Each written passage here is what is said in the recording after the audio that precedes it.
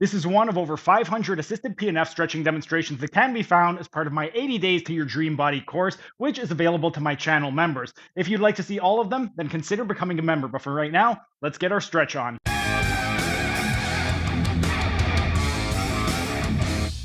And while we're resting, let's continue with our assisted PNF stretching demonstration. And now we're going to transition into the short head of the biceps brachii. During the previous rest period, I showed you how to perform the stretch on the long head. And the main difference is the long head crosses the shoulder. The short head only crosses the elbow and forearm. So it's responsible for elbow flexion and supination of the forearm. It has nothing to do with the shoulder flexion. But there are a few different ways that we could approach this. We could go proximal to distal and start at the elbow joint. Or if you wanted to get the whole chain involved, we could also incorporate the shoulder. That way we get a little bit more of a superficial stretch, and we could work distal to proximal. If we were going to work distal to proximal, what we would want to do is first we would stabilize at the humerus, and we would take the patient into pronation.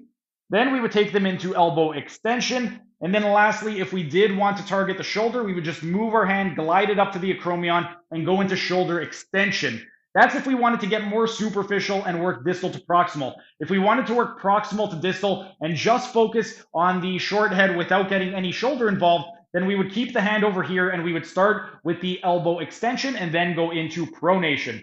You can do whichever one you want, but right now I'm going to show you the way that we would do it if we were performing more of a superficial stretch from distal to proximal. So we're going to start at the forearm, take the patient into forearm pronation, go take them into elbow extension, glide the hand up, take them into shoulder extension. Then from here, we are going to start to initiate the PNF sequencing, and we're going to start distal to proximal. So at the forearm, I'm going to instruct the patient to inhale, turn your palm up toward the sky. They're going to inhale, go into forearm supination. As they exhale and relax, I'm going to traction to create space, take them deep into forearm pronation.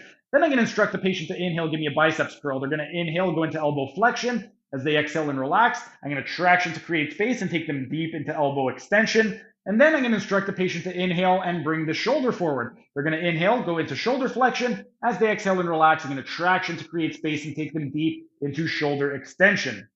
Now that we've isolated the movements, it's going to be time to integrate them all together and combine them. So now I'm going to instruct the patient to inhale and simultaneously turn your palm toward the sky, flex your biceps, and bring your arm forward. They're going to inhale, simultaneously go into forearm supination, elbow flexion, and shoulder flexion. And as they exhale and relax, we're going to traction to create some space and simultaneously take them into pronation of the forearm, elbow extension, and shoulder extension.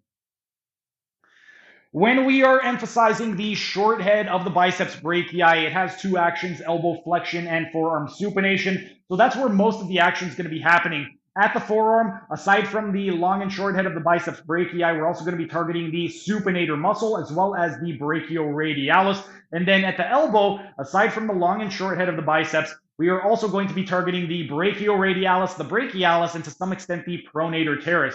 Then, with regard to some lesser muscles that will be involved, we will be getting a little bit of the flexor carpi radialis, the flexor carpi ulnaris, and the palmaris longus. Moving to the proximally to the shoulder, if we do decide to take that shoulder into extension, here's where we're going to start getting into the anterior deltoid, the clavicular attachment of the pectoralis major, and the coracobrachialis.